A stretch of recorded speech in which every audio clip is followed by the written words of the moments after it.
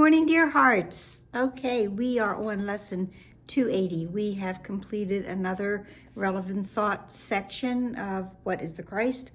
Tomorrow we start a new one, and we have a one word to use for today's lesson, as we've had recently here and there. And today's one word is limitless, because that's what we are. And the lesson begins with, what limits can I lay upon God's Son?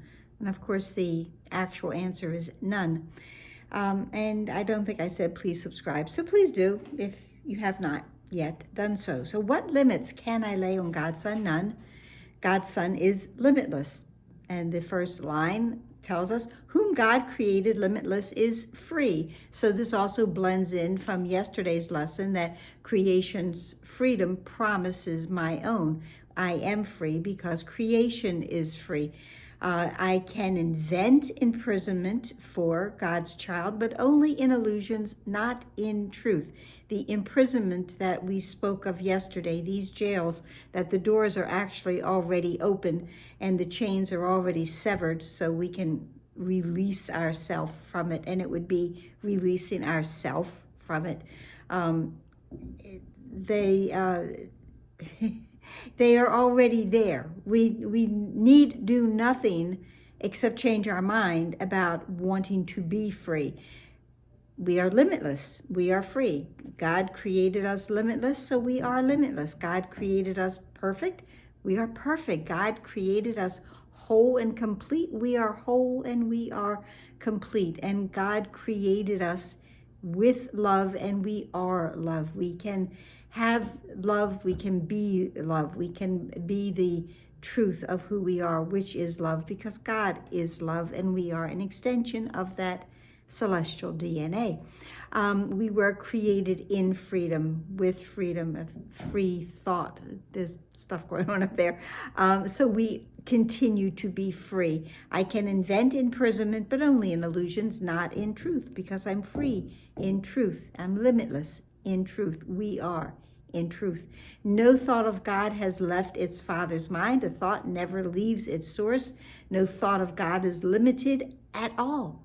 At all. No thought of God is limited. So all of creation is limitless, because all of creation, all living things have come from the mind of God.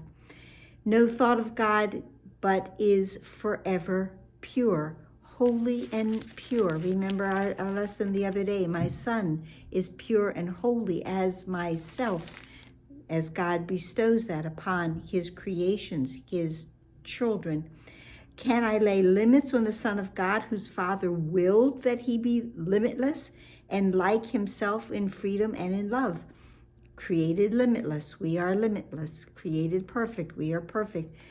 Whole, we are whole. With love, we are love. Love is our truth of who we are. We are free because we were created that way. Now, for just a quick moment, I'm going to go to our relevant thought. What is the Christ, as we complete this today? And back to the first paragraph, that Christ is God's Son as he created him. He is the self, the true self we share, uniting us with one another and with God as well. So all of us are limitless, and all of us are free and perfect. No thought of God is limited at all. We are all those thoughts. All of God's thoughts together are the sonship. He is the thought which abides within the mind that is his source, because again, the thought never leaves, and he has not left his holy home, nor lost the innocence in which he was created. He abides unchanged forever in the mind of God. So what limits can I put upon God's Son? What limits could I put upon God's mind? None in either case. The second part of today's lesson is prayer. And it says, today, let me give honor to your Son. Let me give respect to your Son. For thus alone I find the way to you. I'm finding my way home, Father, and I do it because I honor and I respect your child, your son. I lay no limits on the son you love, and you created limitless. Again, our word, limitless. We are created limitless. We can't change that. What God has created is changeless. So because we were created limitless, we stay that way. And again, whether or not we understand that, whether or not we believe that, but whether or not we believe it doesn't change the truth. The truth is true, nothing else is true. It's up to us if we decide we're going to believe the truth, because we don't have to. We have free will, so we can choose not to believe the truth. But the truth is, we are limitless. Father, I lay no limits on the son you love, and you created limitless.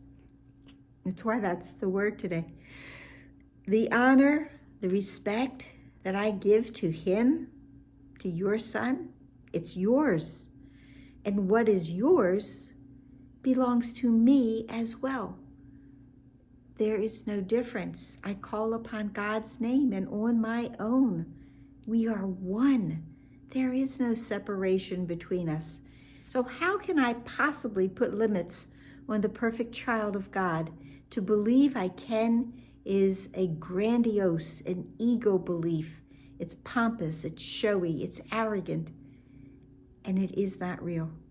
I cannot in any way, no matter how hard I might try, my ego might try, putting limits on the perfect child of God, his son, the Christ, is impossible. So, and that's it. That's it for this section. So tomorrow we will start our next relevant thought, what is the Holy Spirit, and then the lesson 281, okay? So I hope it was helpful. I hope you enjoyed this section. Please like, please share, please subscribe, please comment, please smile, please breathe. Please be here tomorrow. Namaste.